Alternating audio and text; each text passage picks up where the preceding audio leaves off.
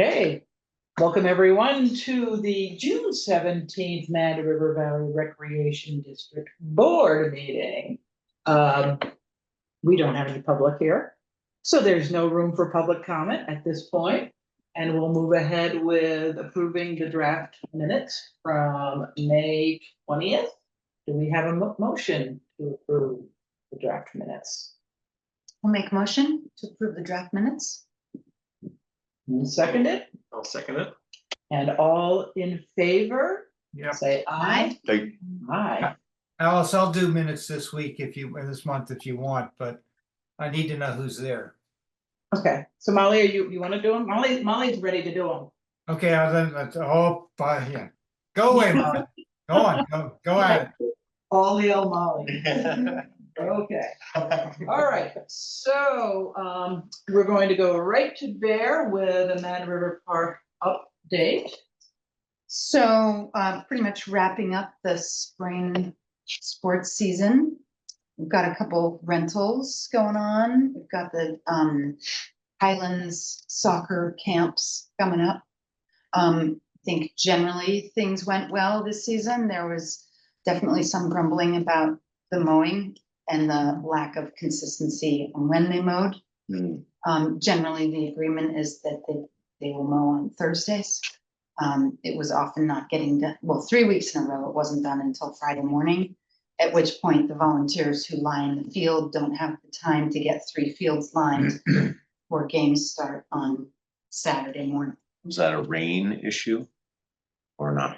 Rain and scheduling was the reasoning given. Yeah. So anyway, intending to put a little pressure on our mowers for the fall season and just see if we can get an agreement that, and I have to run this by the leagues too, but maybe it's, the fields are mowed Thursday at the latest, as and if it has to be Wednesday, it has to be Wednesday, but it can't be later than Thursday. So we'll see about that. With the exception of a whole bunch of garbage that Laura picked up, I think Portalet's worked out all right. But we can probably pull the one. Laura, do you want me to reach out to them or? No, I can do that. Yeah. Okay, and let's see. Well, I was just thinking about that ultimate team that's renting one of the lacrosse fields. Is that this next weekend? Do you remember? I think it's Okay. this I think it is weekend. coming, yeah. First. So the Yeah. Portalet will be there for this Yeah, weekend. yeah. So that's good. Okay. I'll wait. Well, unless I call them. I don't know what day. Let's just wait till Okay. next week to pull it. Okay. So they have that. And yeah, I'm hoping to convene a meeting of the field committee and the people in the league who do the field maintenance. They're not necessarily the committee members, but there are a lot of the board members of soccer and whatnot who are very involved in the field maintenance. So hoping to convene them soon for sort of a summer maintenance strategy meeting. Because June, July and the first part of August are really our best window to get things fixed. Because aside from the Highland camps, there's not really any traffic. So How'd the season work out in front of the goals? well, it never works out particularly well because it just doesn't have Right. time to take. Yeah, and I Camp scored out there. some sod from a job site, and so a bunch of the coaches used the sod to patch some of the holes, and that I think there was some success there. Not a great I mean, this deal. is not an issue exclusive to Mad River Park. This is any soccer field. Right, exactly. In Yeah. town USA. Right. And then I was down there one day and it looked like turkeys had gone to town on the field. I don't know if they were digging for grubs, but they did some serious impact to the edge of one of the lacrosse fields. So that was interesting. Not sure what, sure, yeah. Not, not sure what Yeah, we can turkeys. do about it, and it wasn't deep damage, it was just, no, it was interesting, Foraging yeah, damage. yeah. Yeah. Bear, when you get together with the Parks Committee, tell them that we're working on our strategic plan. Because that, they may have, Okay, Big a picture. wish list or big picture stuff for. Or an idea for a turkey shoot as a community event. When's turkey season? When they're on your property, it's all year I think it's round. Okay. Close to Thanksgiving. that's what I got. Right. And at some point, not tonight, with the time, but you want to talk about the bigger issue of if the fields are being rented to soccer and lacrosse, should we? be Yeah, able to well, Rent them. I to- think we kind of resolved that, so we had this conversation, because somebody wanted to rent one of the fields for their, ultimate frisbee team to use for a day. And, I was of the mind that we'd already leased the fields to the soccer and lacrosse leagues for the season, so it was really up to them. And, so anyway, the upshot was that I reached out to the leagues. They didn't have any problem with us double dipping and making a little money on top of their lease. So, and it was like $60 a day or something, and the guy was totally happy to pay it. So I think that's going forward. I think that's, as long as the leagues are on board with it and everybody understands, what's As long as there's no conflict. exactly. Right, and that's, we Yeah. always make sure there's no conflict, Yeah. but like, I Yeah. didn't consider it double dipping, but. Bear's right that we don't have anything in the contract, so I think we should add like a sentence or two, or we should take it off our web, we got a big 2 pages on the website to say we. Right, Yeah, right, blah, blah, blah. right. We're so. Conversation, yeah. And, we rent it very cheaply, Yeah. obviously, Right. because we want to encourage youth sports. But it's not like they're paying a bunch of money and they should prevent somebody, this is my opinion, they should prevent somebody from renting it when they're not using it. Mhm. Of course, if they're having a tournament or practice, no, you say no to the potential renter. Right. So it is, there's the give and Well, take. so let me ask this question. If, let's say we're post-spring season Mhm. and some outside soccer organization wants to rent it for the weekend and there's no conflict, Mhm. are they getting a way better deal than our Mad River Valley soccer teams? Given per day use, I don't know. I No, don't think so. it's pretty cheap, but on the website, there's 2 different pricing. One is if you're in a member town. So if they're an outsider, it is more expensive, Okay. and no, because Because they're using it 5 days a week. for many, many hours, well, even. Yeah, Yeah. and, Sometimes. Okay. a lot of Yeah. impact. But you're right, parking and everything. We should just keep and- an eye. And we also say that, pickup is always welcome. Yep. So, At no fee. Yeah, And I Okay. think that if we say that the funds that come in from, not a double dipping, but our fields, and that Mhm. we can do other leases, provided that we're not treading on the toes of those who've already. right, But we put that money into the Meadow Park Fund. Mhm. And we use it for, towards whatever improvements or or seeding. keeping leases low. Price Yeah, low. right. Yeah, I mean, any money that's come in for any rentals, I put in Mad River Park. I didn't even think that was a question. Yeah. So, and if somebody raised that and going, oh, isn't that double dipping? We're going, no, we're actually using those funds to advance the cause of the park. but I also, I think since the leagues were they had no objections to it. And, then I don't think we really need to change anything on the website. Because. Oh, yeah, no, I don't think. As long as, Because the leagues are in league, so Yeah. to speak. Okay, great. Mad Marathon, Laura. So we started at the last meeting talking about volunteers for that, and so what I have is that Doug, you're on for 7 to 9, Molly 9 to 11, and Gina said 11 to 1.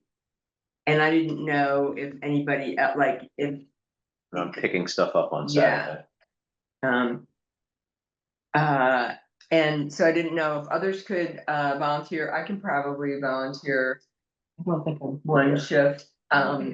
But I didn't know if like maybe Doug, you should be, you would be willing to be in charge of finding other I can find other people for the early morning. 7 to 9 and Well, then, I thought Luke was always gonna be late. Yeah. Luke is often there if he's around. yeah, or it would be great too if Luke could, we can put this, Clean up. yeah. Yeah. But he'll be here in a bit, so we'll Yeah. circle back at the end of the meeting. with him. I'm sorry, was anyone else on with me at that point? No, It's fine. It's the 13th. 13th, Sunday, the 13th. And Molly, could you find anybody, your kids could help you. Yeah. It's a really low bar. Maybe one kid. Oh, that's right, yeah. Somebody coming out, Jackson. 2-year-old.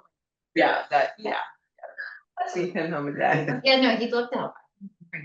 Community Yeah. service hours, if there are any GMBS local kids around, right? I'll ask, cause I'm out of Yeah. town, but I'll. But have ask to Laura. ask.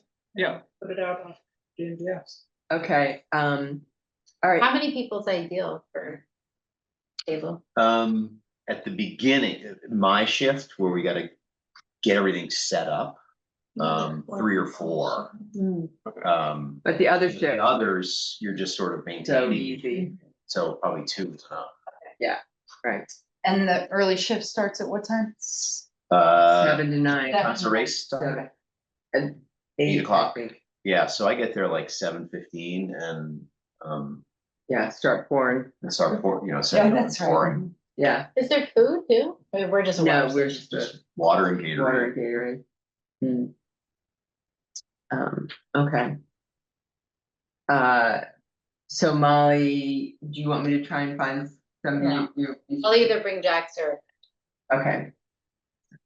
We're gonna, okay, so I'll just check in with Jean, if we get any more volunteers, it should be from 11 to 1, if they can do it, and then, yeah, then maybe we will be available, so that's great, thank you, and it's, Dory said she's having way better, turnout than ever before, except for maybe the first year, we didn't know, it's awesome, it's so hilly and hard.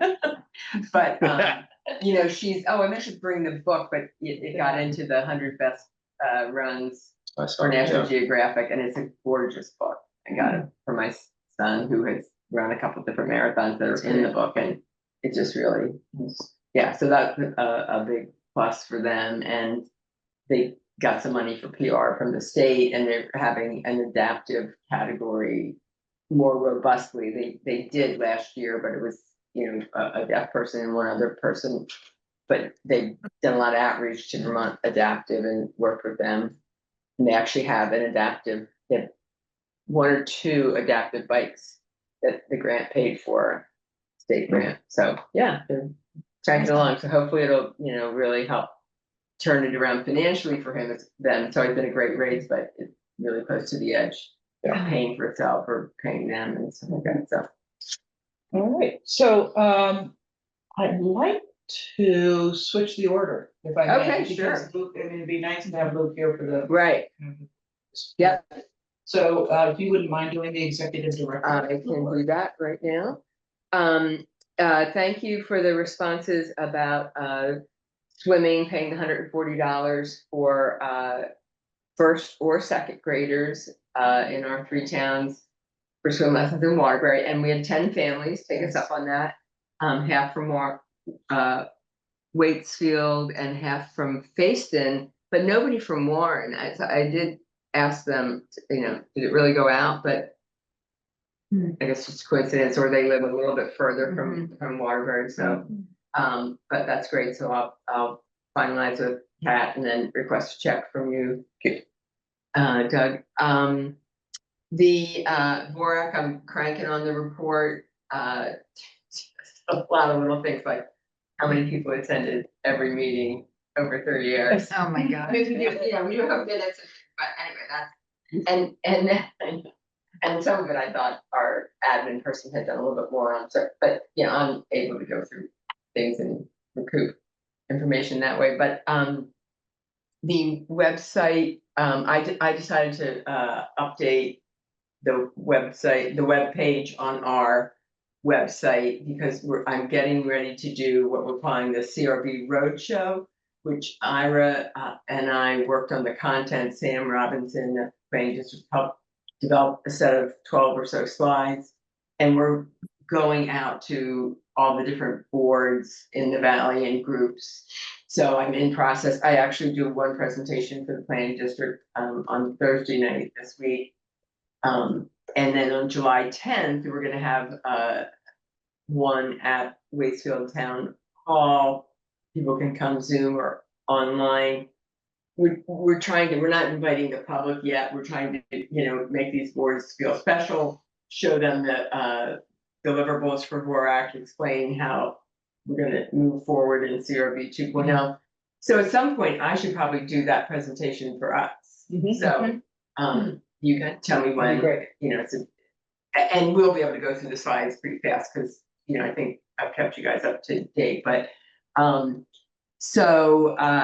that, I sent it out to like, I don't know, about 15 or so organizations, all the planning districts and conservation commissions, and the problem is none of them, they all meet on separate nights, separate times for a reason, so they use, their spaces, and some people are on multiple boards. So it's a little hard to get one night where there's big attendance, but we offered that July 10th, so hopefully I'll get some people coming to that.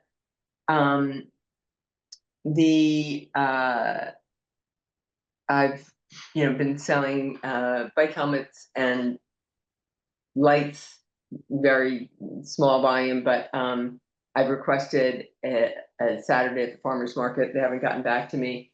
And if we do get a farmer's market slot, which I'm assuming we will, we could do something along the lines of survey about our strategic plan if we want, right? So just keep that in the back of your mind. It's not scheduled yet.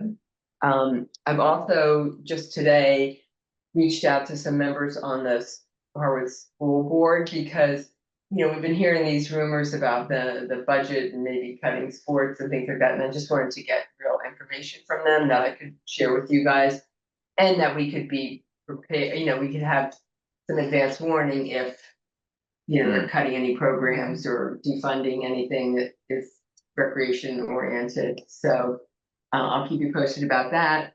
And then lastly, I did ask Misha about the code of ethics, because we had all kind of weighed in, and he said they're not working on that until the fall. He's concentrating on that video ahead of the code of ethics. And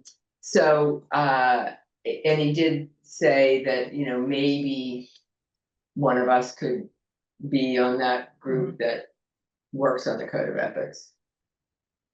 I mean, I could have volunteered for it 2 months ago, but I didn't. I volunteered for the roadshow, whatever. So, I think.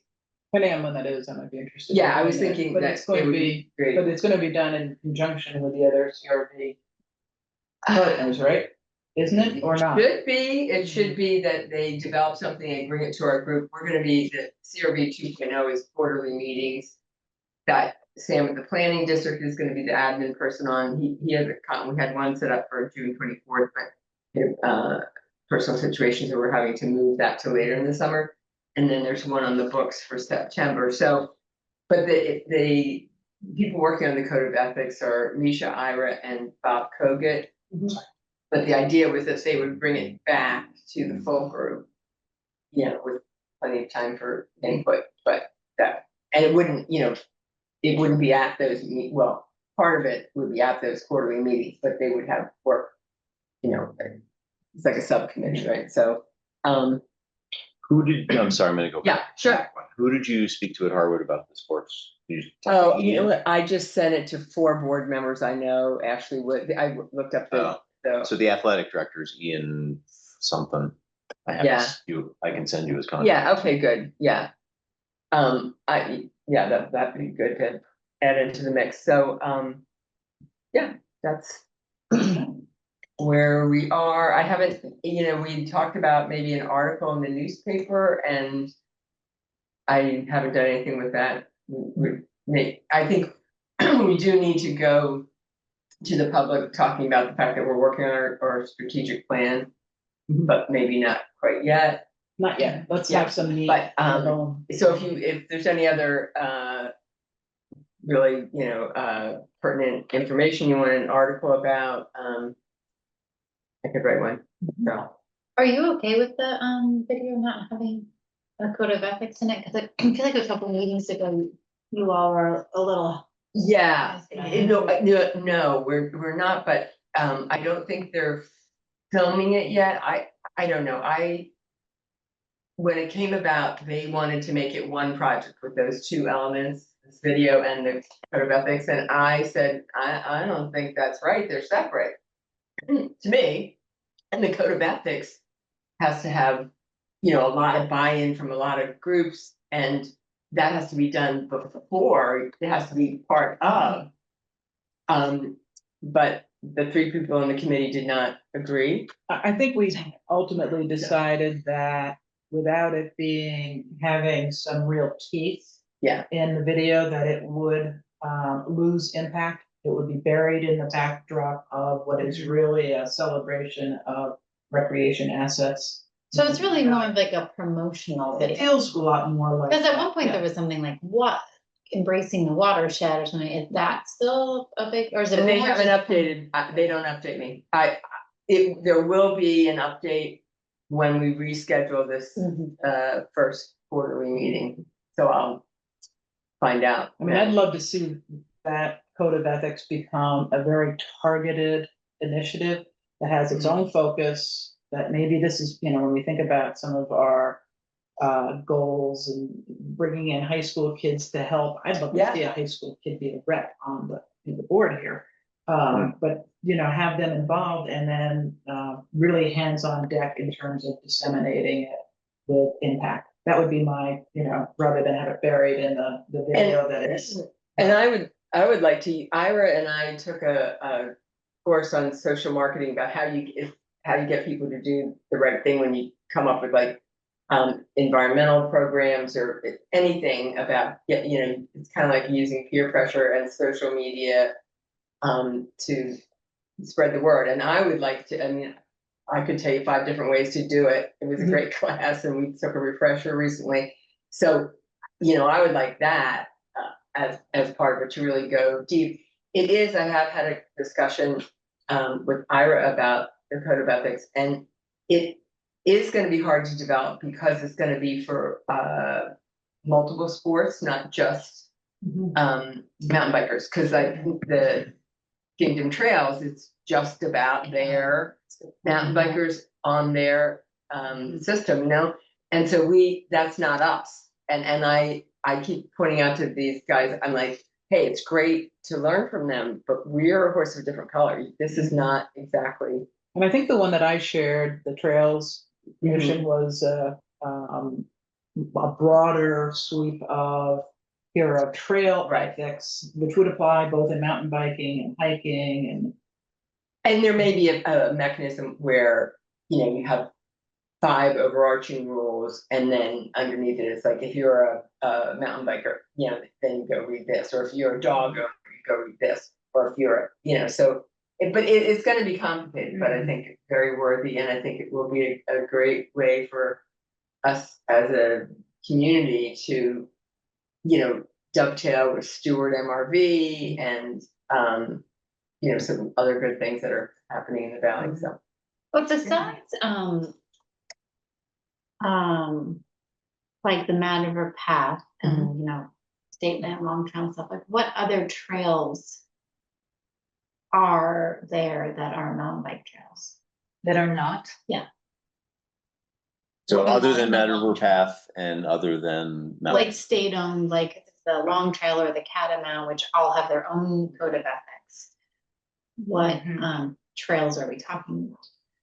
Well, we could include, in just in terms of courtesy with private landowners to allow access and just being, people having a fundamental understanding of carry in, carry out, don't just, disrupt stream flows, things like that. Scrag is one. well, But there's like what trails? every trail in our valley is considered multi-use, so mountain bikers could go on it. Except this in is, Scrag. They're well, not- Except for scrag, okay, right? so, Well, and also the top of, the sharpshooter. No, I don't mean sharpshooter, what? Sharpshooter goes to the right, what goes straight, what's that road? Oh, Hedgehog Trail, a trailhead, Burton Rock, Yeah, Burn Rock. I mean, that's just hiking. that's just thinking it, So that hooks up to the Long Trail too. Right, and it's on, yeah, state, But on the- state land. if you look at, if you look at the Kingdom Trails Code of Ethics, I mean, they talk about, landowner appreciation, litter, stuff like that, so. And we have the majority of trails in the Mad River Valley are on private land. And a lot of them are, they don't publicize it, it's kind of the word of mouth, and they don't want it on maps, and, we went through all this trying to figure out how we could impact that kind of stuff in the CRV project, and, so it will be a combination of I things. guess my point is, I'm not feeling one way or the other, but. Obviously, the kingdom has a lot of trails that are mountain bike trails too. Or they have, They're all, they're all mountain bike trails, but they have, there's kind of like we do, they have like, I know they have other trails. If it's not just for mountain biking, does it become, are we trying to do too much with one thing? And if you did it just for mountain biking, does it cover 95% of our trails? I think it's wrong to have it just be for mountain biking, because we're a big valley with lots of different kinds of trails. But then you have all, like, so when you're talking about all the stakeholders, like, who are the stakeholders if it's just the Mad Path? And then, I mean, it's private landowners, which, you know what I'm wondering, is like, is it gonna become very convoluted because it's trying to be too big?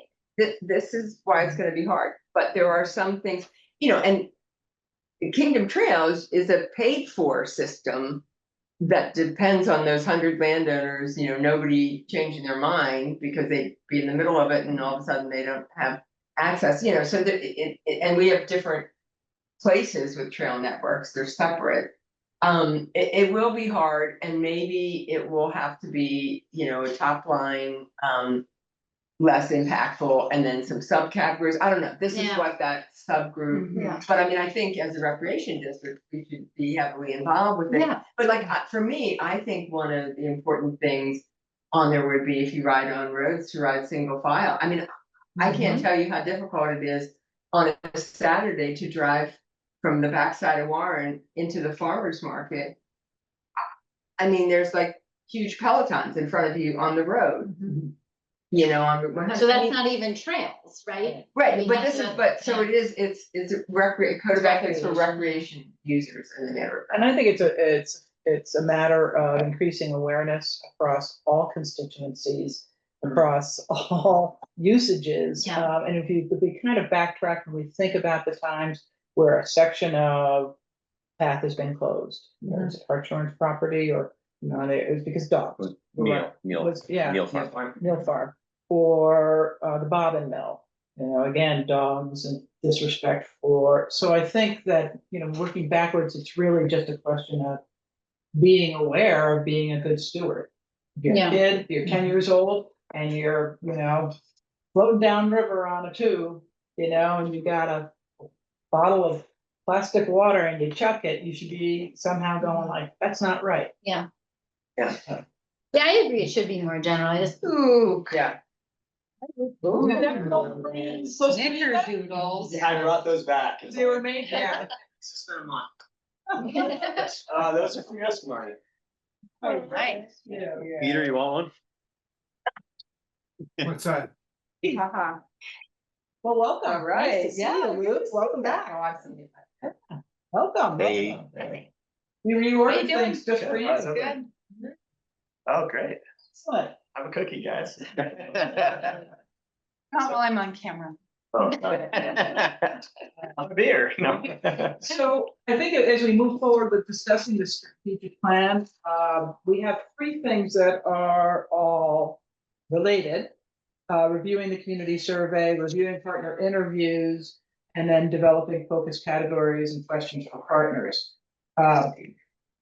It seems to me that that they're so intertwined that we may end up tackling them somewhat simultaneously. For those of you who are on, and I can share, I did put into headquarters a folder. And that folder is called the Mad River Valley Recreation District Strategic Plan 2025 to 2030. And I have resources, priorities, which is really just a brainstorming, and I'll open that up, and then focus categories. So in resources, I've plugged in a couple of, Burlington Parks and Recreation, their master plan, their fitness stations, trails. I thought those were pretty cool. Move Forward Together Vermont, Colorado's outdoor strategy, and I linked also internally to our recreation interviews, our survey responses, and Luke's slideshow of the analysis. So that's all in our resources folder. I also put together, and this is going to be ongoing, and I'm trying to collect rather than in just my scribbles in from our meetings, some of the ideas that we have already generated. And I'd like to start with that and just review that and see if there are any other ideas bouncing around. So we had done a whip around of just, and then no particular order, no set of priorities, but a bunch of different things where we talked about embracing CRV, conservation recreation visioning. That should be should school sports, sorry, that's in the spelling. That's from Laura's observation. Should school sports end up becoming club sports? Should we consider somehow supporting those? Obviously, identifying and filling recreation gaps, looking at the survey, interview with partners, and what other data points we can collect to be determined. There was mention of a lending program, an outdoor gear library. The path is beginning to do some of that. So, whether there's overlap or not. Expand involvement of local high school students to increase awareness and prepare future leaders. I would love to see a rep, high school rep on the board. A lot of discussion about relationship building. You skipped scholarships, Alice. Oh, sorry, scholarships for kids. Bounced around centralizing sports registration. They don't do that in Waterbury. Should we become a recreation department? Should we sponsor programming that advances principles in wellness? Revisit our off-cycle grant process. Fitness stations at the at River Park, and community events, see below Waterbury. So was there anything else that, bullet, just while we're kind of just loosely brainstorming some ideas of what the future might look like? Again, we might jettison some of these we might establish as priorities. Is there anything else that What about helping partners? Alice, I was looking at the accessibility to trails. Yep. It may not be within our bailiwick. Maybe it's Mad Path, or maybe it's Mad River Riders or whatever. But as far as I know, there's no trail in our trail network in the valley that's ADA accessible or ADA. Right. Correct. Is that something we should work on, or is that something again that we should pass on to our partners? Exactly, and I think that's, we might turn around and say that we recognize that this is a need and that there is a gap. We had that request that went in And through. the money they got for Enchanted Forest is ADA, right? Did they do that? What that, The money they got to redo Enchanted Forest, isn't that partially for adaptive? The riders, that's what I heard. okay, So cause they're gonna, the muddy part with the boards, that will be a boardwalk, and then they said all the way up to Decapitator, where Yep. it's closed now, Yep. would be ADA. Awesome. But we did have we had I an don't know. inquiry. You're looking at me That like, went into our website asking I'm about just accessibility. Trying to figure out how to make that ADA. I know, Yeah, it's gonna be so much work. that's pretty gnarly, and the slope is tough. Like ADA, from what I understand, is like Yeah, less than 1% grade, like very specific I'm subsurfaces. curious. Yeah. Well, maybe it's just ADA for biking. Is that a different set of requirements? I don't know. It must Can be. be. Well, I can say that the Richmond yeah, Mountain because Trails are. Norm they're- Robinson is super steep. they're- and that's- ADA for mountain biking, right? Norm Robinson. You're talking about the driving range, right? I'm talking about the driving range, yeah. Like, It's more than be- 1%. like beach, like on beaches definitely. for sand, you know, they basically lay out a mat. Mhm. That makes it ADA compatible. Well, But that to- would be an interesting Yeah, thing. but to Peter's point, it may not, we may not be the ones who are actually building, implementing, but as part of our mission of being a coordinator, then maybe we're supporting and highlighting that this is a gap and what can be done. And maybe it's, working with Vermont Adaptive. So, And picking, picking a trail that would be easier to make ADA accessible as the first one, and maybe having a different category of grants or funding for that, there's a lot we could do, because the answer when I asked the different trail managers, if anything was ADA, was no, because it has to be like hard packed and everything is grass, and most of it's grass, or it's too steep, or whatever. Or dirt. Yeah. So, It's also incredibly expensive to build. Mhm. Like at my last school, we were looking at putting in a half mile of ADA accessible trail, and it was gonna be hundreds of thousands of dollars because of the material fees and because of the engineering of the slope. Cause it's supposed to be less than 1% slope, and there's like subsurface materials, and then there's very clear guidelines on what's supposed to be on the top. And I don't know if that's different for bikes versus, but I think that would be an area of like growth for us to consider, or like look at opportunities for like where we could do that in the valley. right, and again, it's really a role in identifying a need and then looking to the resources. So for example, as the path continues to, in its effort to create the bike path or the path, the interconnected path, I'm sure, Pramisha, that this is on his radar screen, but that a section of that is somehow absolutely guaranteed as accessible. But it's creating that awareness, I think, rather than saying, well, we're ultimately going to spend hundreds of thousands of dollars that we don't have, but trying to work with our partners. I think you were gonna say this, but like something we've talked about in the past is grant writing and for our partner programs. So like support with grants to fill the gap that we're unable to fund ourselves just with like our programs. and then I was also gonna say, helping partners find volunteers, like that's like their biggest money in volunteers. Yeah, and I actually have that when it comes down to the suggestions from the recreation. I collated, I looked at all our interviews with Yeah, I that was did one- that That too, was I the read one that that. came up, but I'll put it up on this bulleted list as well.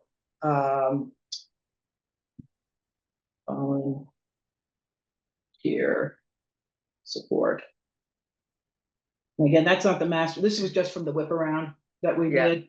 And then Katarina came in, that, I thought that was helpful. Can I add one more Yes. round thing? Please. Somehow, integrating our work with like elementary school, like either getting them involved, is there something in there? I have a local high school, but But I feel like there should be, some integration with the elementary schools, like do something, like I could ask the principals with what might be helpful, or, like maybe like when there's a code of ethics, you go in every fall and you do a 20-minute program on this is how we all expect each other. right, and if we to did behave, something with I mean, we could, it With could the be wellness stewardship, thing, it right, could be the code of ethics, it could be wellness. Right, And getting into the elementary schools and providing some educational. right, so I think, yeah, integration with the.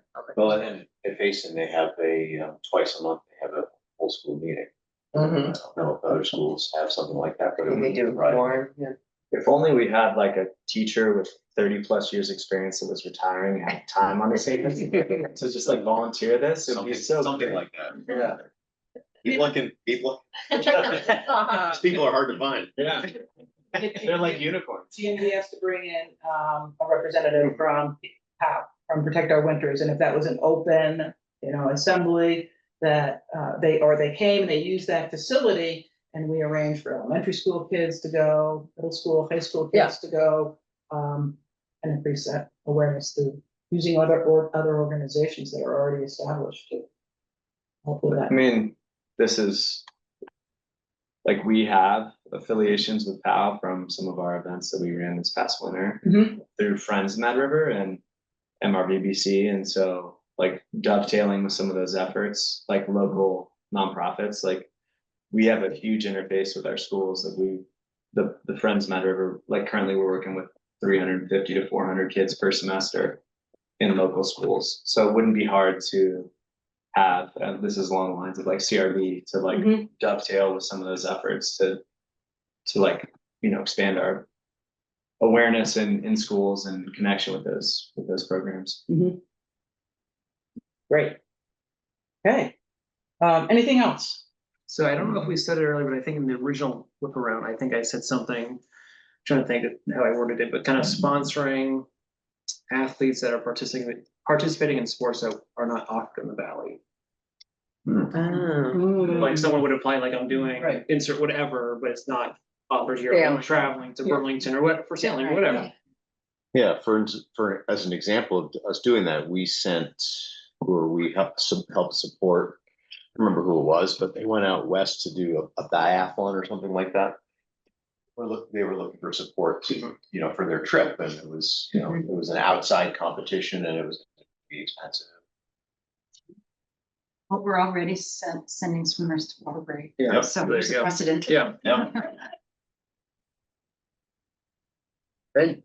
Okay, and then we met with Katerina, which I found interesting. I was glad to hear that they don't centralize sports registration. That the organizations actually want to do that, but I love the community events.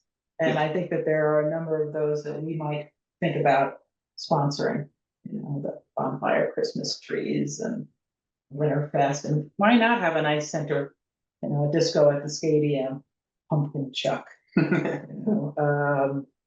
So they do a scholarship program, and as always, the challenges of staffing. So I pulled from your survey summary, Luke, I don't know if we consider these gaps as much as what people really want, identifying what they want. Paved bike path in the works, indoor pool, rec center, ode to John. He rolled over in his chair. Yeah, improved outdoor skating, indoor skating rink, and that one was wrapped in with some kind of community facility. And a lot of people like to see it. Tennis, pickleball, interesting in the bar chart. Tennis and pickleball were not ranked as very high as things that people are interested in.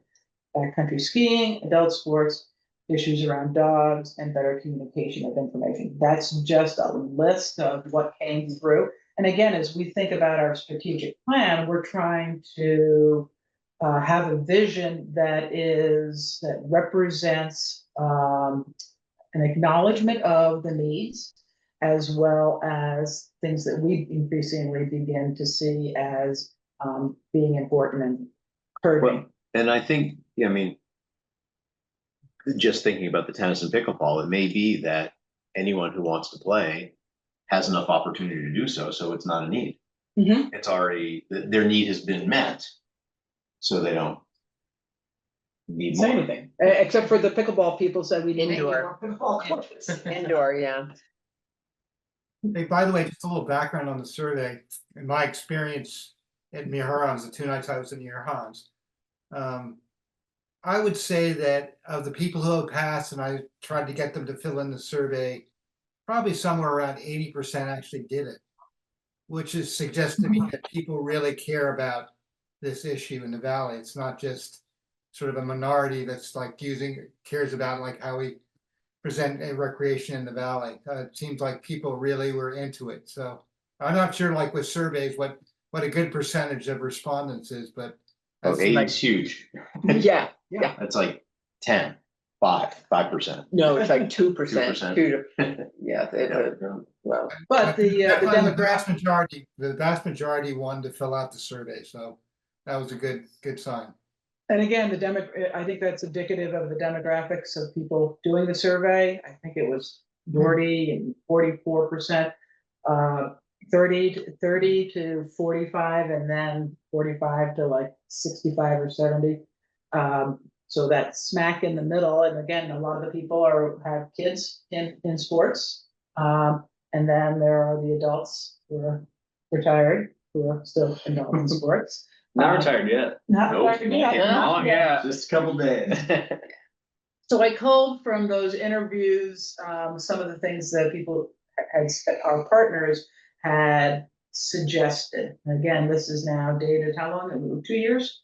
Since we Yeah. did our, Right, and it was indoor pickleball courts, cause I Okay. did the same, I went through all those, and then they also were asking about lights at the Warren courts. Aren't there like, no, there's, so that was another one. But not on the courts. Correct. All right, so lights at the Warren courts, cause they could extend pickleball and, Yes. For all those. And people playing skateboarding. pickleball at 9:30 PM. You do it when you can. so is it lights at Brooksfield? yeah, well. at No, the because Wa- lights the at Brook, Warren there are lights at courts. Brooks. Oh, The field has lights, but okay. Sports. Has Brooksfield had lights for a long time?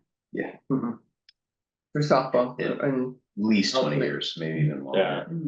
I don't remember a time. No, Who I pays don't- who pays the electricity for those lights? Because they're expensive to. The town, doesn't- yeah, the town, I remember having this conversation because, I would come home late at night and the lights would be on. And I was like, don't we, what about having a timer or a lockbox so that not any Joe could turn them on? And they were like, they didn't want to deal with it. But that doesn't happen really. That, Every once in a while, I would come home and the lights were left on, Mhm. but I mean, not a lot. I would add, actual bathrooms at Mad River Park. And is that a- water. Like that from like a field partners? house, like Like- restrooms and Yeah. water Mhm. bottle filling stations. Yeah. And lights at Mad River Park have been mentioned. And also a dog park at Mad River Park. You had some issues? that didn't come But from the even- partner, that didn't come from. Even the though it's a recreation no dog park and there's one in Waterbury, like. If you're at Mad River Park, there are 2 dog parks within a 15-20 minute drive. I don't, I misunderstood this. So I'm just throwing this out there, but so maybe this isn't the list to put it in. I put it in the- Oh, okay. I'm putting it in Okay. the top list, The right? reason I say that the dog park at Mad River They're Park just- is because Belmont. we don't allow dogs on the field. And so the only option is for people to be in the parking lot, which is fine. And locals know that they not to bring dogs, but there, all of the leagues have a lot of visitors from out of town, many of whom bring their dogs on a Saturday or a Sunday. And I was just, down there one day and thinking about dog parks, because Yeah. I have a little dog and I go to Waterbury Dog Park and I go to the Warren Dog Park. Mm. And it just seemed like that the space sort of under the pine trees at the end of the parking lot. Yeah. Could pretty easily, maybe not a dog park, but a little dog run for people who are visiting. Because otherwise, if you have a dog and you want to take it for a walk, you're walking on people's private property. Mm. So. Or you're that's walking on the just road. a- That is just. a You walk up to Airport Road. And the dog park in Warren costs about $45,000 Yeah. and Rotary volunteered to put the fencing up, so it just to Yeah. put a number with it, Mhm. But that's a why I nice say big maybe a size dog one, run, not that's like why, full-fledged yeah. dog park with shelters and everything. And I then mean, you the have- Warren right. Park is so beautiful, so. Yeah, it's big, it's great, but, and then. But then you'd have to have the poop bags and the trash can for the poop bags and then somebody picking up. When people don't use them. Yeah. Oh. The whole, even when yeah, they do use that them. or, you know, dumping the actual trash can where they should be and, you know, so it is just. You know, a lot of these things though are great for the wish list, and as we get, you know, drilled down, we're gonna be saying this would Who does take a lot that of more? resources. Who is taking care of this? There are 2 stewards there, they just love the dog park and they go enough that they don't, and I don't recall their names, but. They just take it home. Put in their car. No, there's a service, I think there's a service that comes to the paid for to get rid of the Waste, the the waste. receptacle. But anyway. Yeah. Yeah, no, we have to think big and that's what this. And I can go, for. I'll go back and forth on these little, this is just culling together. Yeah.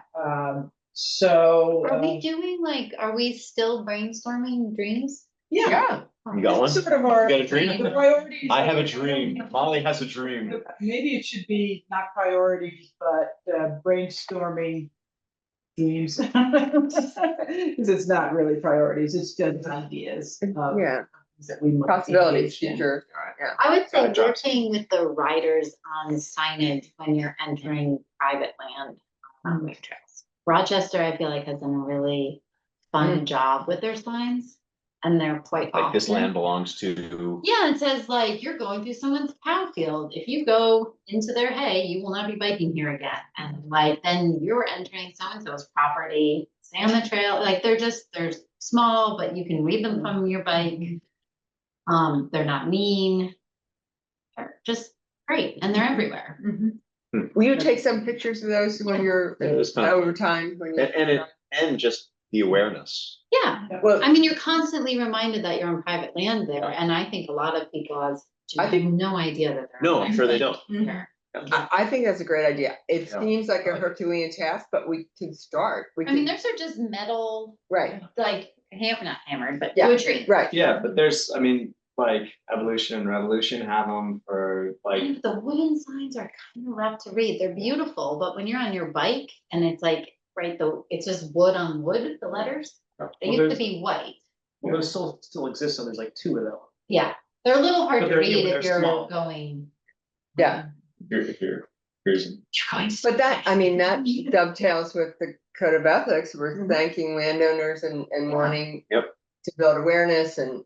it's good. Because I've actually talked to people who have their dogs off leash on mountain bike trails, just like, hey, just so you know, you're on private land, you're not supposed to have your dog, and they're like, what? I thought this was a rec trail, I don't think people have no idea. And it's not their fault. Why any sense? Okay, keep them coming. And from our partners, let's see, Justin with, That was hard to guess who came up with that one. yeah, friendly sports that capitalize on the river and schools, i.e. tubing, Well, it was talked about from LaRue, down to the bridge but if you think about community events, could you do something like that?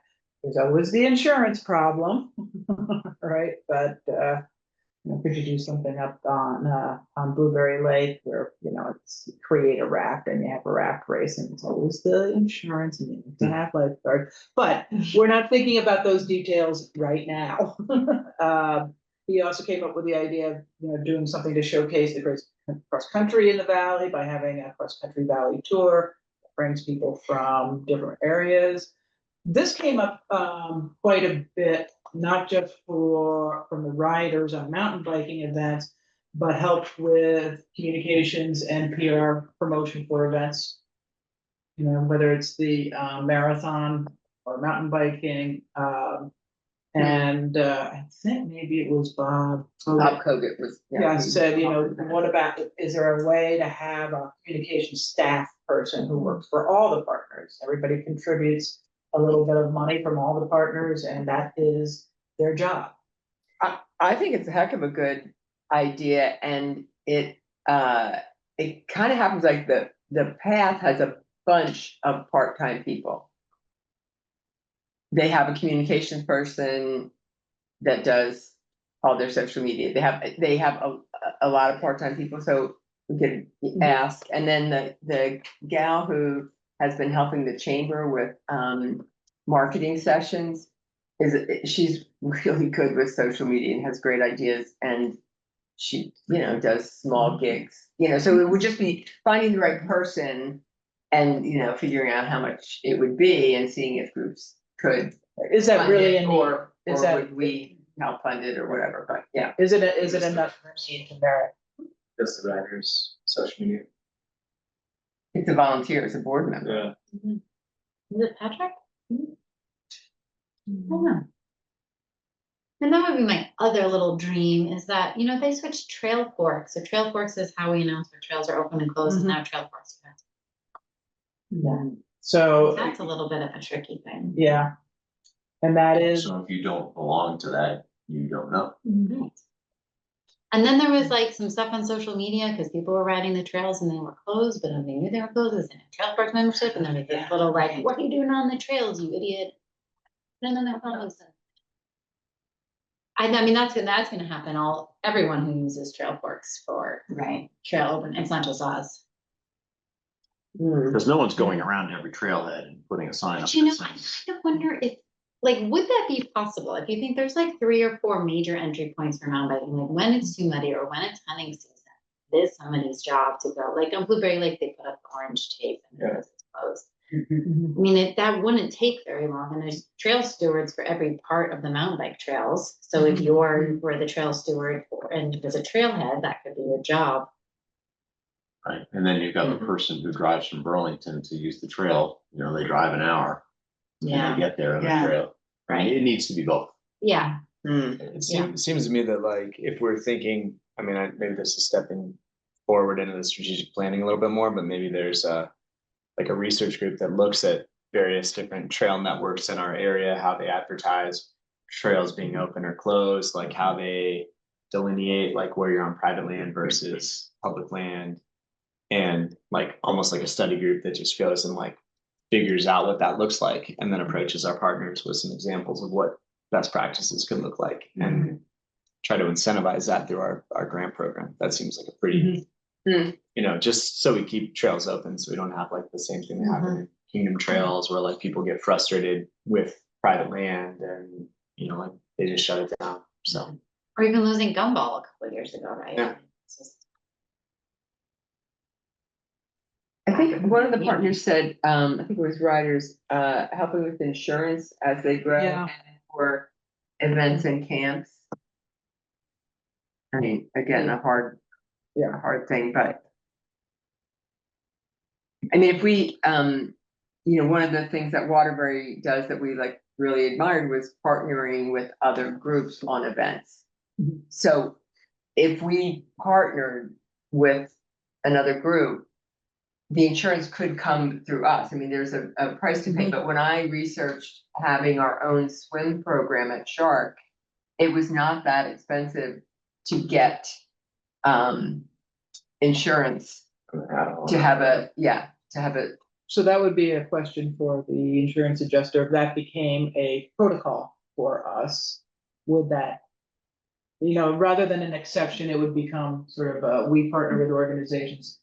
Can it be under the umbrella of us? Right. What happens then? And we just carry it for the year, and then we have. Right, I'm thinking of things that we as an organization could do to help all these little volunteer, they're not all little, but a lot of our partners, it's almost like a volume discount, like if we covered some things, then they don't have to look into it, and there probably is just there are just event riders, so I don't bike ride, an insurance rider. That you could, if it's set up, if you're the partner, whenever an event comes up, you get the extra coverage for that day, that whatever, and that could be like a huge help to our partners. I don't know, I think. It's a huge expense, like with the triathlon. I was gonna ask about the. Yeah, so just from being involved in planning that, like, that's one of the single largest expenses. I'm guessing that is for any other, like for. Is it a day of coverage? Yes, and So some of that depends, like Sugarbush has requirements for like the amount of insurance coverage that you have if you're using the property. Anytime you're on water, that becomes super expensive. So, you know, like, do we have an overarching one that we extend like an event day? Like that would probably be cheaper on the whole for, like, if we did that with certain partner groups, but that would also just be really expensive to the rec district. Whereas like a lot of that's coming out of like Grateful Gravel, like their insurance comes out of like registration fees. So it might be similar to like registration for kids, like youth sports, which everybody wants to do sort of independently because they get that like bulk discount on insurance and registration and all of that stuff. So I don't know. I mean, it would be worth looking into. We could ask around too, you know. Also, some of these, I'm not sure about, you know, the Mad Marathon, for example, with USA Track and Field. But, for example, with, the Green Mountain Stage Race, part of the insurance comes in, the payment is through the organization USAC, USA Cycling. When you pay your entry fee, they cover insurance that way. So that doesn't take care of everything, all insurance issues, but it does a big chunk of the liability. So that's something to consider too. Some of, obviously, many events, or maybe most events, don't have like a governing body, national governing body, that applies here, but in some cases it does, and that helps with insurance. Like Bemba helps. Yes. Yeah. Okay, let's see, the other one that came up more than once was volunteer recruitment for events. And how do we tap a younger volunteer base, which we might do by way of expanding education outreach into the schools. And then help in soliciting, this was from Dory, help in soliciting sponsorship for events. Could there be an event fund? You know, you have good years and bad years, she said, in terms of that. So these were just some of, Laura, did I capture those? Yeah, The volunteer idea is something that's bounced around quite a bit. Yeah. I talked to one of my friends who runs the Ranger, the gravel bike race that happens, and one of the things they do is they have like a conglomerate of various different bike races, and if you volunteer at one race, it gives you a discount to different races. So imagine that, like, if we could somehow partner with all the local races, like the triathlon, the Mad Marathon, that like if you show up and you work an aid station at the Mad Marathon, you get a discount on your Mad Triathlon registration the next year. I don't know that we have like the threshold of the number of races that would be necessary to like make that worthwhile for people, but I think that's an idea to bounce around. And you know, so as we kind of talk about some of these dream ideas, some will surface more frequently and they help us shape our strategic plan. So the other piece, you know, before we. yeah, I just want to ask a question here. One of the comments was using Bristol and Ridgeline as an example. I think it's Ridgeline's a kids program, mountain bike program in Bristol. Ridgeline is now what Rochester is called, right? Used to be Rasta. Yeah, Oh, Rochester. now it's called Ridgeline. Is that? am I That's making- true, yeah. Okay. It's Ridgeline is in Rochester, Rochester. Okay. No. All right, I'll just look that up because that was just suggested. And there was a mention that the members of couples club is very it's on the older side, and I think they would like some help getting some new members. They only have 3 members on their board, but they have 12 members, but they're kind of starting to age out, and And I think that that's unfortunately. a lot of groups. Yeah, for a lot of groups in the valley. Yeah. Do they function like Mad River Park where they rent out the fields to Little League? Is that how that works? At least Yeah. to Little League? Yeah, they, Yeah. and, you know, but they don't, and they rent the pavilion a little bit, but they don't want it to be totally public because sometimes they need it, or, you know, there's just. It's similar Yeah. to what happens at Mad River Park.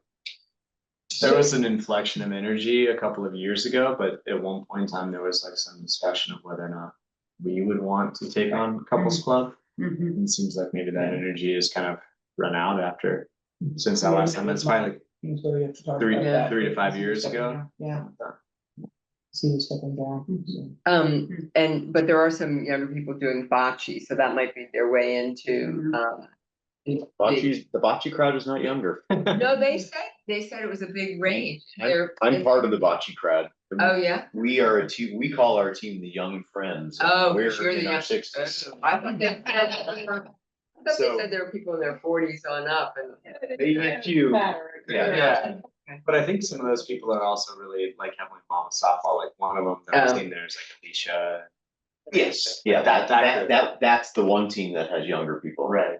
But they're also doing a number of other things. Yes. So as we kind of move forward, we had talked about going back to our partners. I'm not sure if that's where we are headed. Are we going back to our partners to interview them and creating focus categories that ask to try to glean more information?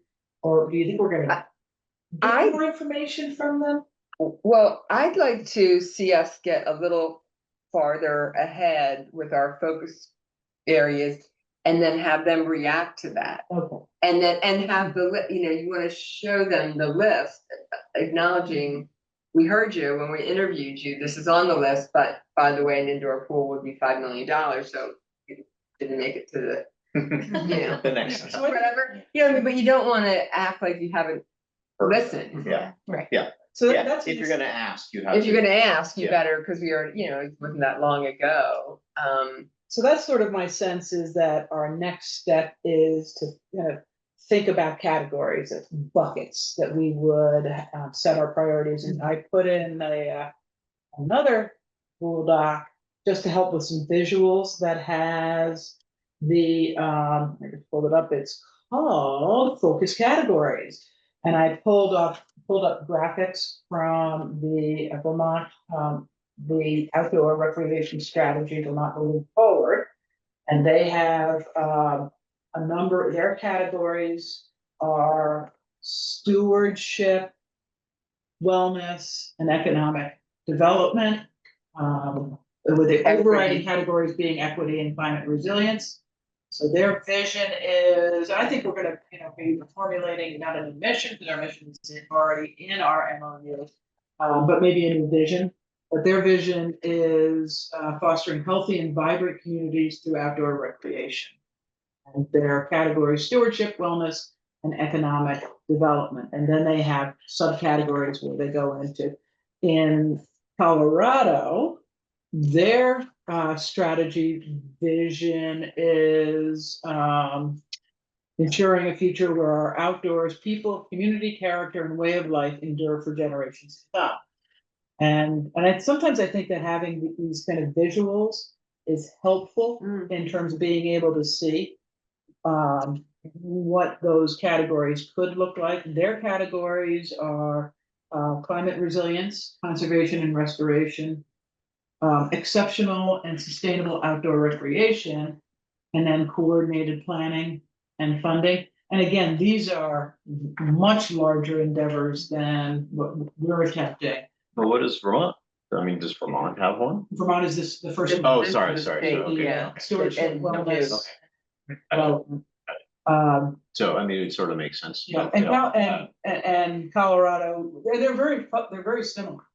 With their categories of climate resilience, sustainable outdoor recreation, coordinated planning and funding, I mean, that is part of our mission as well. We are coordinators.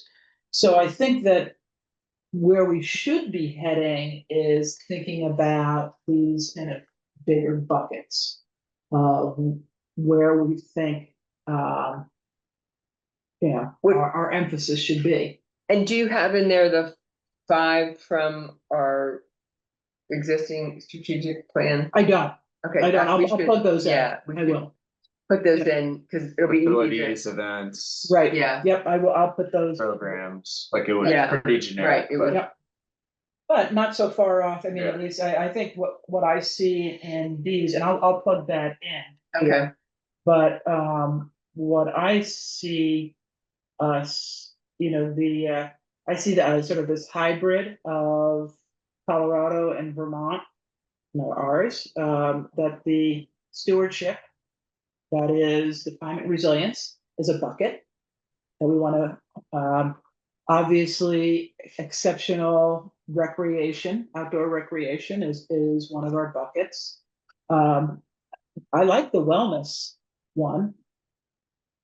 As we talked about, if we were to try to support programming that helped, we brought in experts who went into the schools or provided a seminar at the Valley Theater, Yes, on nutrition. Like, I wonder just about like the language of inclusivity, like. I don't see that on any of those, like I know that there's like Yeah. equity, but like No, just they, It does. they had, they have a it's big it's section. enumerated, okay. Yeah. Yeah, just thinking about like, how do we, like, whether we're talking about ADA accessible trails, or we're talking about. All the different population groups that might use recreational facilities here, how do we, like, and making sure our programming is appealing to all age demographics and, like really thinking through. How inclusive are our practices. So this is, just reading the Colorado one. And not as necessarily as a separate category, but contained within, Colorado says in their exceptional and sustainable outdoor recreation, a diversity of high quality outdoor recreation experiences are accessible, equitable, and inclusive. Management and stewardship enhance, so small benefits and minimize impacts for people, landscapes, and local communities. And the Vermont state's equity, yeah, I that, know. I think, rather blah, blah, blah, but the Vermont really focused on, no, Vermont really focused on. Yeah, I've had to write these giant documents with a group of 15 people for the past 3 years that end up, you're lost in the sentence, but anyway, the Vermont state one was really to the point with equity, saying that like equipment and clothing was like expensive and a barrier, and theirs was pretty down to earth. I just want to read to you guys our mission statement. Not that we're gonna change it, but just to remind us so it's to facilitate, enhance, and create recreational opportunities throughout the Mad River Valley that promote community vitality, physical fitness, appreciation for the outdoors, and a high quality of life. By the way, I think, looking at both the Colorado and the Vermont one, and also comparing it to what our previous strategic plan was, I think the idea of simplifying it to 3 categories and limiting it that, not going beyond that, is probably a good idea. Three is a nice number that people can deal with. Anything more than that starts to become cumbersome, I think, and people will shy away. People can remember 3. Well, I feel like there should be as many as there need to be. If there's 4 important categories that, if they, I wouldn't start with saying a number. I agree that a lot, 5 or 6 is probably too many, but I think you want the content to drive the number. That's just my opinion. Yeah, and I think we can clearly, we can play with these categories and recognize that there are some subcategories that fit neatly into an existing bucket. So, There's like youth sports, its own bucket. Is that separate than outdoor recreation? I think it's separate. I mean, we do a lot of things specifically for youth sports. I mean, that I think all of us feel like that's a really important part of our mission. I don't know. And it's different. It's different. It does. It seems. Mm-hmm. And if on some of these lists that we've developed, there's a lot like scholarships and that, funding volunteers. There's a lot of components that, support youth sports. Like we could do more, I think. so let's just throw out just, again, as a brainstorm, some possible categories. And as we listen to them, some of those we may turn around and say, well, that actually fits in that bucket. So, youth sports, And we said stewardship. stewardship slash, the conservation, that's the climate resilience, that's a, Yeah. Just like, I just learned this recently, but there's a push against the language of stewardship, similar to like colonial settlerism. It's like, uh-huh. it's like based in feudal hierarchy. And so like there's a pushback against that idea of like stewardship, because a steward was like this landed elite that like would steward the land for all the people below them. Mhm. So just like on a national and international scale, that's becoming like not the best language to use. So maybe it's conservation, That's a good question. conservation, climate yeah. resilience. Yeah. Yeah. Just when you think you're doing the Very right interesting. thing. Yeah. When you think you're. Someone steward. twists it. And the new word for like, well, a replacement for what we're not really allowed to talk about is economic mobility. That's like instead of like the DEI equity stuff. Oh. It was in the New York Times and stuff like that. It's economic mobility is a term that supposedly would be. It gets through the filter. So I'm not Gets sure, through the filter. I don't know that that's necessarily a category. No, as it's much not. as I'm it just is sharing this.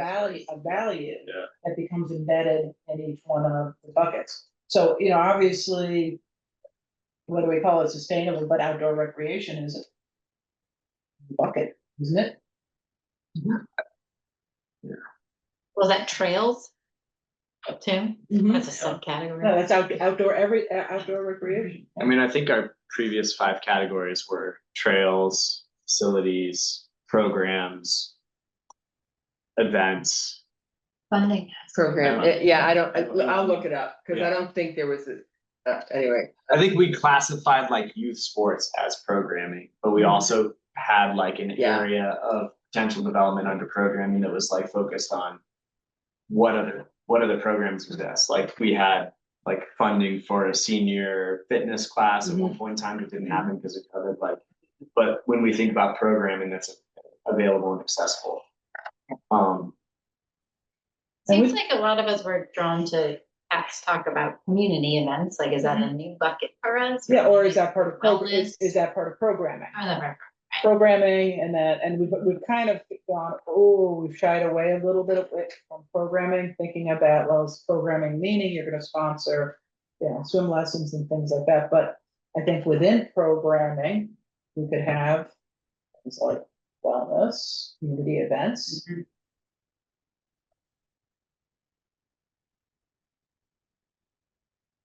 And what you said before, like maybe we have a value statement or some bullet points about values, because like if we're trying to incorporate like healthy eating as part of wellness, but it's not anything that we've done before, but we said in another meeting that there's so many farms around here, and the appreciation and integration of that might be something we want in our. So strategic maybe, and plan. I'm thinking this, and I think, Molly, you were the one who had mentioned about the importance of building relationships, one of those.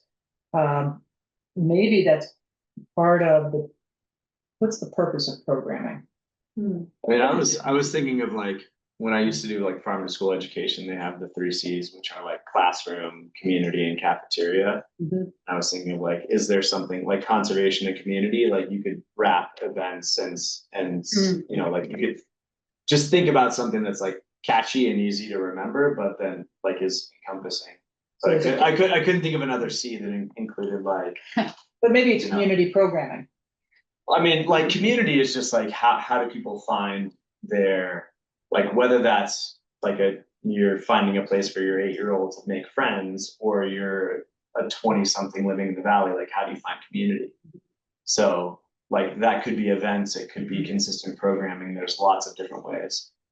Like conservation seems to fit within that, but I ran out of C words. Okay, all right, here are the ones we've had before: trails, programming, events, parks and facilities, needs assessment and planning, and grants.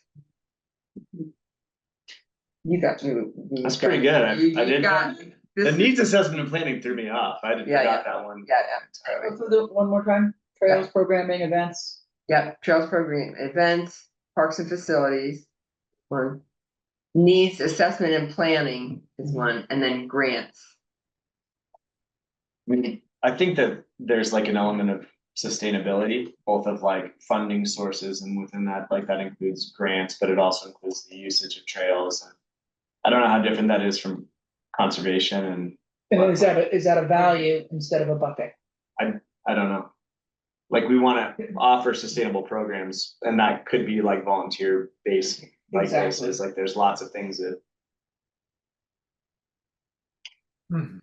Should grants and funding be the name of the bucket because we sponsor certain programs with that outside of our grant program? Right, I think we should come up with a title that, like, our grant program is a subset, Mhm. like scholarships maybe is another Yeah, subset. exactly, Right. yeah. Outside funding is another subset, but it should be like financial support or, there's some better name that is inclusive of anything that has to do with money, and it might, because in that category, it might fall that if we were to do some insurance thing to help groups, that really is a financial. Yeah. Tool or whatever, So so, something that is a. yeah, bigger a fund- bucket, A but, funding bucket Yeah. that would have. I mean, the one of Vermont or Colorado said like sustainable funding sources like that. Essentially was like the language around one of the things. Like, I think that that's important because we know that we're almost always at a deficit. An area that we've considered but haven't really gotten into is like, what does it look like to support other organizations with grant writing? Just thinking about, I mean, even like the approach of bringing more town into the loop is part of like building a more sustainable funding source for programming in this area. So like, I feel like that has to be a bucket because like we're always dealing with more needs than we have finances. So here's how the Colorado one did the bucket, the big bucket. It's called coordinated planning and funding. Conservation, outdoor recreation, and climate resilience planning and implementation efforts are integrated, supported by robust funding and capacity, inclusive of diverse partners, perspectives, communities, and drive tangible action for the outdoors. So, I mean, somewhere in there, because we are the coordinators, and that's I think one of our essential roles that we play. And where do we put that? Coordinated planning and funding, can we call it that? Is it just too cheap to copy that? I think it's like what I find like taking a step back and thinking about like the partner interviews, like one of the main challenges we face is that we have considered delving into all these areas of like, well, maybe we can be a central like clearinghouse for registration and a family can have like one recreation login and not like one for Little League and one for lacrosse and one for soccer and one for spring soccer. But most of the organizations don't necessarily want that support because a lot of what they get is through the packages that they have through like USA Lacrosse or whatever. So I think that there's a really big question, and maybe this is something that we get to with like the strategic planning and the research through this, is like, what is the best way for us to provide the support that our organizations, partner organizations really need? That seems like planning to me. Coordinated planning? Yeah. But there's also, they would all love to have more support, but then the support that they want is like so specific and niche to their organization that it's like hard to do that as like a blanket policy. Like we can, like what Little League wants is different than lacrosse, but we could come up with an event support toolkit or something, and then you have 5 things that you might be able to help them with.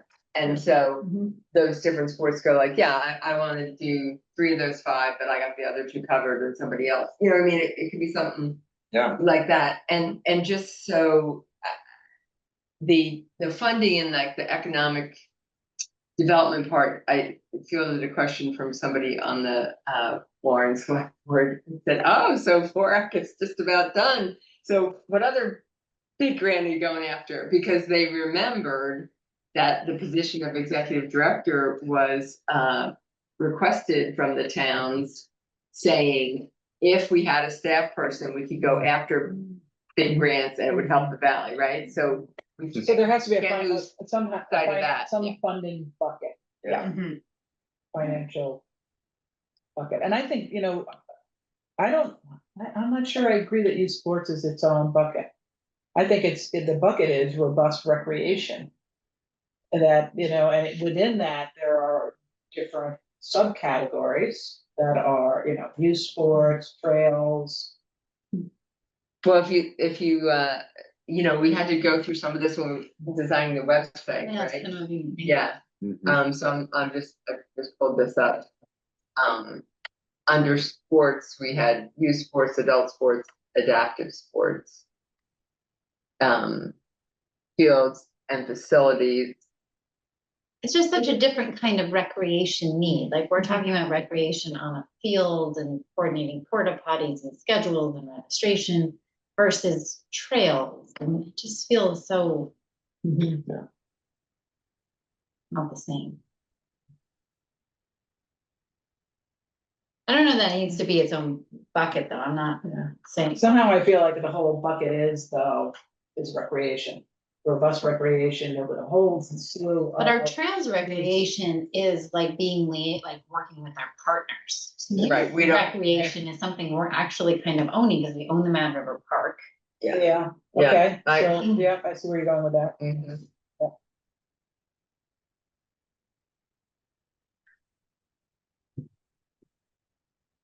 I mean, it's, I guess, like if we're thinking of programming, it like, to me, it just begs the question, do the various organizations that offer, like I'm thinking like adult sports, I'm thinking of like basketball leagues and pickleball, like what type of support would those want? Like, softball comes for grants, right? Like bocce comes for grants, but like when we think about the broader level of like what types of programming we offer, what type of support do they really So, need? when you look at the interviews, the two things that come up the most, money, sponsorship, obviously, and, support with volunteers.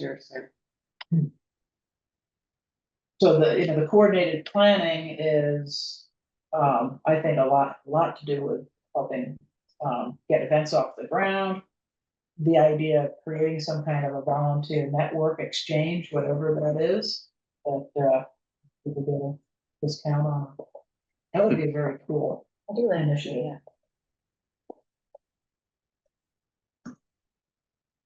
Well, like I did a race this past fall that required me to do a certain number, like I had to document the number of trail hours of like trail work that I put in order to even do the race. So there could be stipulations where, like just thinking, and I mentioned this to some of the people with like the riders, but like when you run Grateful Gravel or Cinco de Mayo, like maybe for the people that show up on the Sunday work days, like every day that you show up and work is like a discount code that you get towards registrations for. And maybe that drives some people, maybe not, but like even that requirement, it's just like, because we had like a volunteer fair, like we did the big event at LaRue and like we're hoping to drum up volunteerism.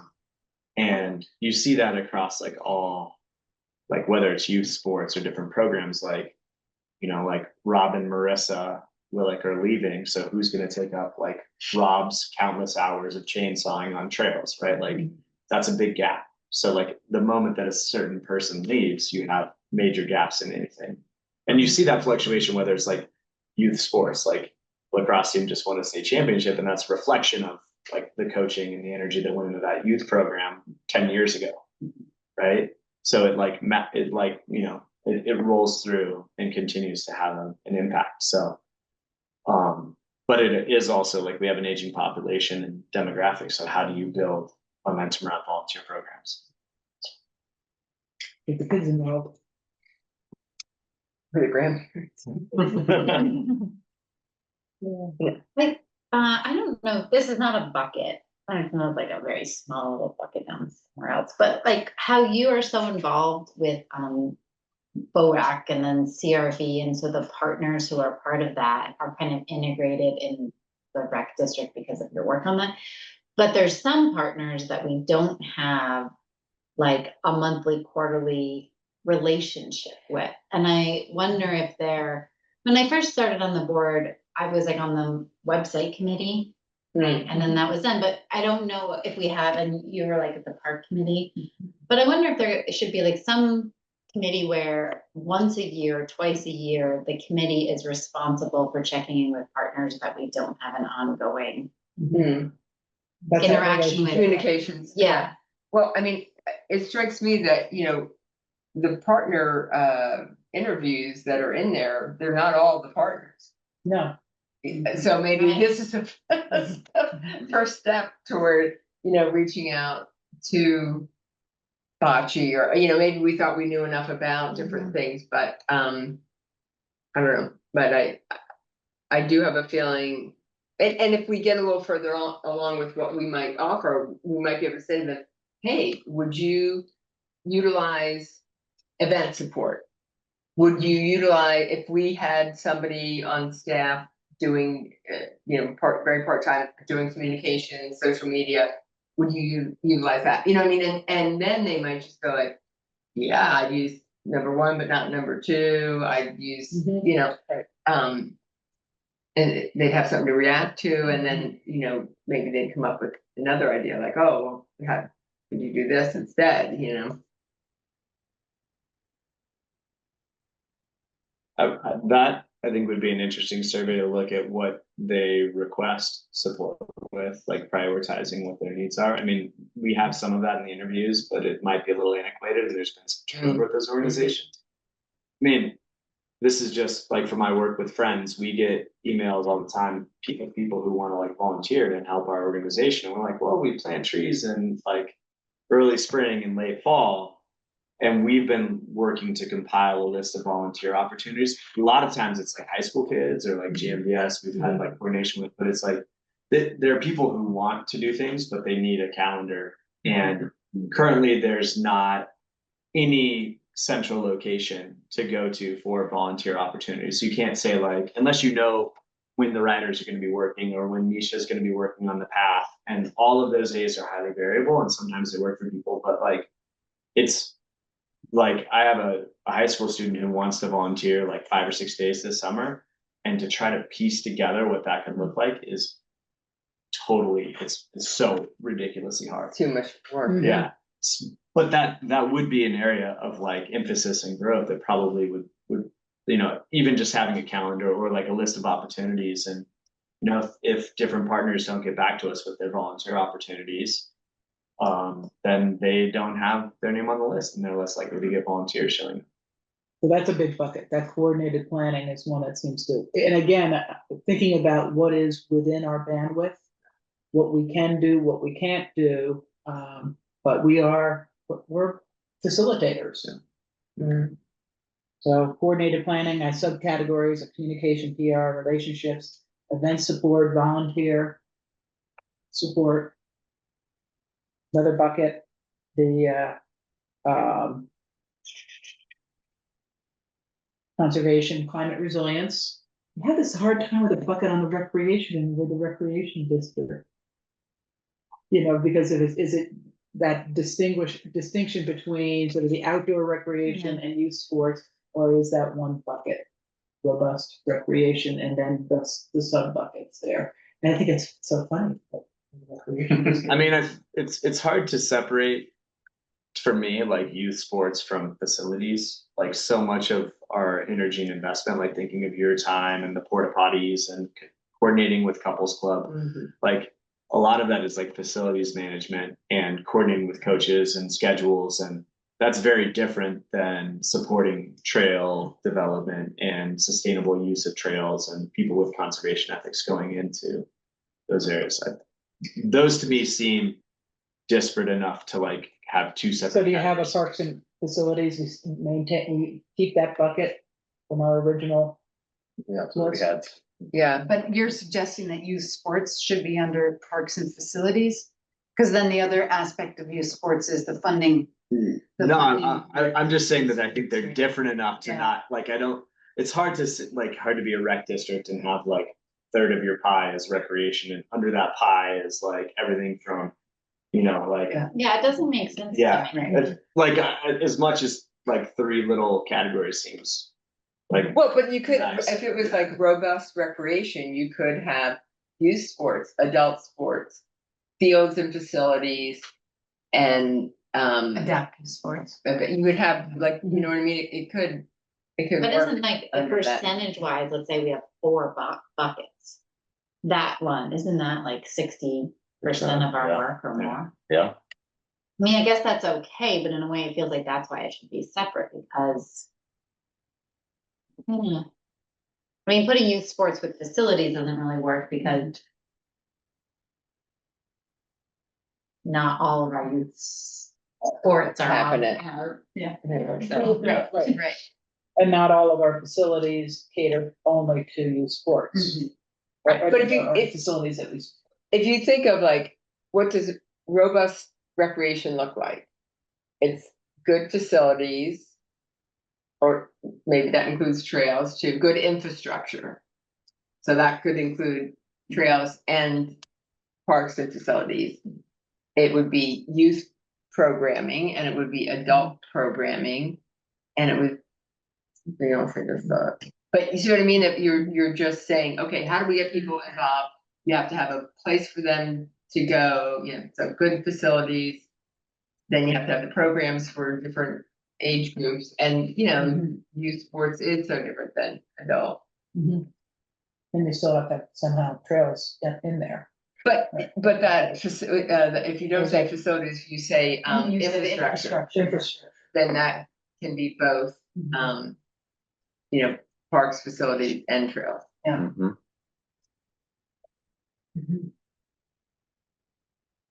So I'm just doing a time check. It's almost 8:10.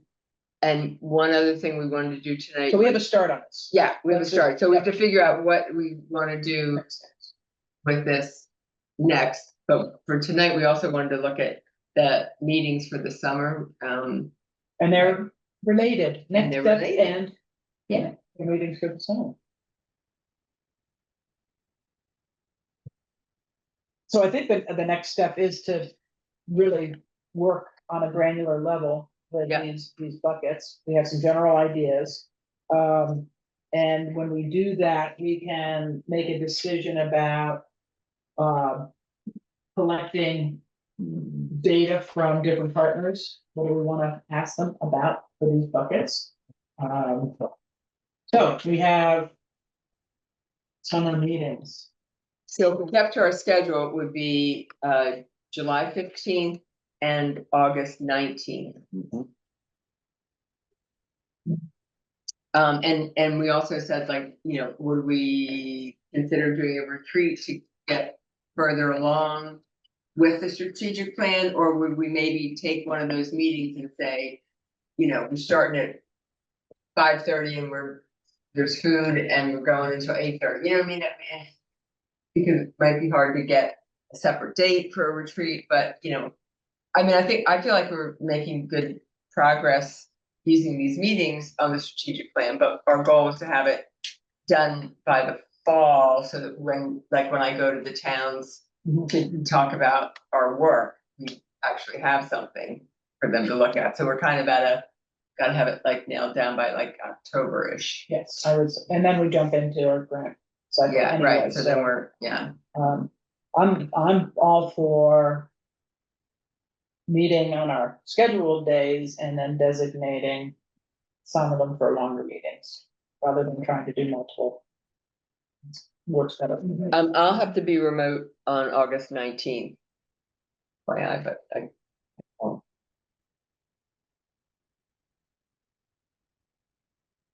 July 15th, can people make it? Yep. Yep, Okay, then could we do a longer meeting? is that the only person who can't do Hold July on. 15th? I'm sorry. You know, the only bummer is that it's the flatbread music. is the Oh, I know, third every Tuesday I of the know. month. Oh, Really? Missing Flatbread missing music? the fish cover band right Oh, jeez. I know, I saw that and went, I guess we can't. but they do start at 5:30, you can get a little bit. Yeah, the music is. Music. You go. Well, do we want to consider moving the Tuesday I came from there, I went early with it. to the second Tuesday or the fourth Well, Tuesday? there was a DJ. Throwing it out there. Yeah, I'm, Do we want to consider moving the Tuesday? just for the summer or just for forever? You don't have to move it for. Well, I will see. what you feel. I know, I think we all looked at that and went, now that there's not the, well, now that there's not the roundup, you know. I know. this is Wednesday kind of night. cool. They're doing it under the pavilion too, and like, Yeah, and they've, you know, it's set up really well. There. I think heard we'll- that the roundup was started up again No. at Mad River Green. No, that was a one-off. Oh, great. Last year, they did it a handful of times, but Three Mountain transitioned with like its owners. And then they started doing the roundup one time this year, but then decided not to. Oh, But then I saw Because Asher the I other heard day, music. and they wanna do it at the big pit. So could we do Wednesday, the, He's is it like, the we should 16th? help that music. Could we do Wednesday, the 16th? I mean, you know, anytime there's, like, if there's music, like, there's gonna be something, everything seems. Get back there. It was just Brent the last time. This really. I mean, I'm fine with Tuesdays. I was just suggesting switching which Tuesday. I think if we switch, we just do it for the two in the summer. I don't think we, cause it's a big Yeah. thing to switch. I That's think, fine. Fine with me. I could do the So we could do 22nd. the 22nd, Oh, Tuesday the 22nd. Tuesday, the 22nd?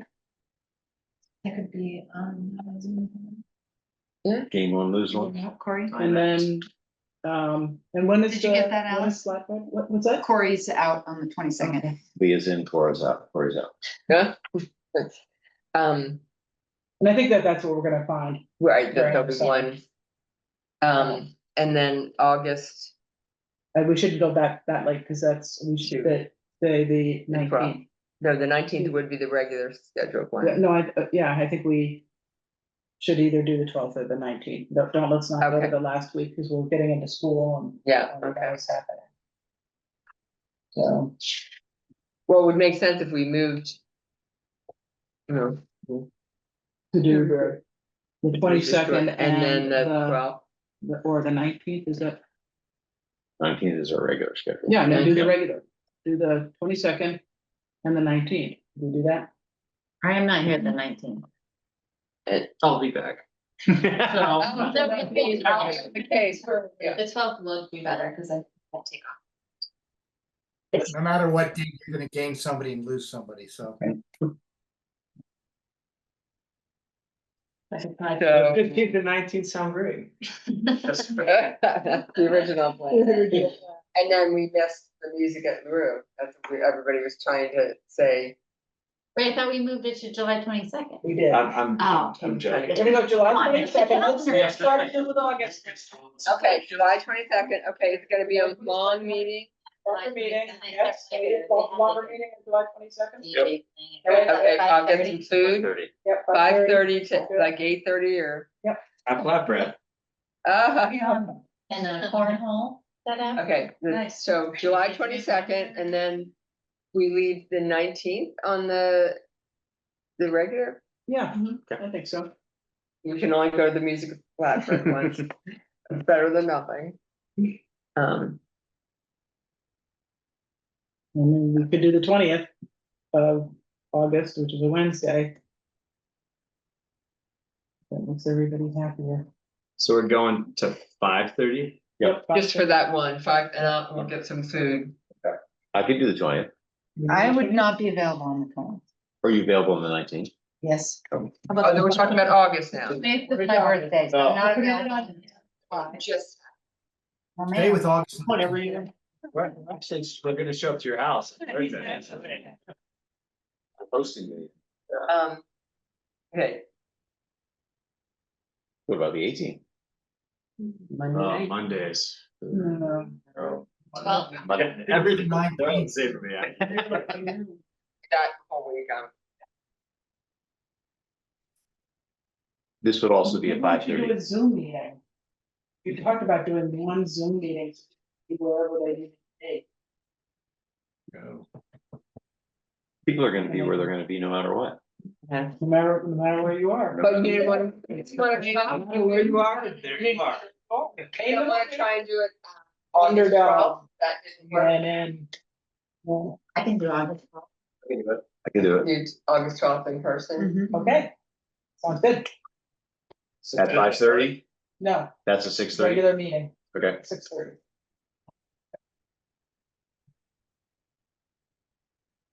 So I can't believe you guys have are to so. warn commanding, everybody. You know, like when you're gonna be away and stuff. Okay. Okay. So you just got back from 6 months. No, away. I'm. So- You're staying home. Okay. Well, that's Okay, good. are we good? Yep, and anybody have a preference for food? What we should, Send out a thing. you're the banker. Just, you know, Remember? Well, Well, it depends, yeah, the treasurer. We'll be able to find a couple hundred or I'll so. set a budget. want me to bring lobster? Oh, Wow. all right. So I think we're Are done. we good? Do we have a motion to adjourn? Move to adjourn. Someone second that motion to adjourn. Yes. That motion, yes. All in favor, say aye. Aye. I gotta stop the recording.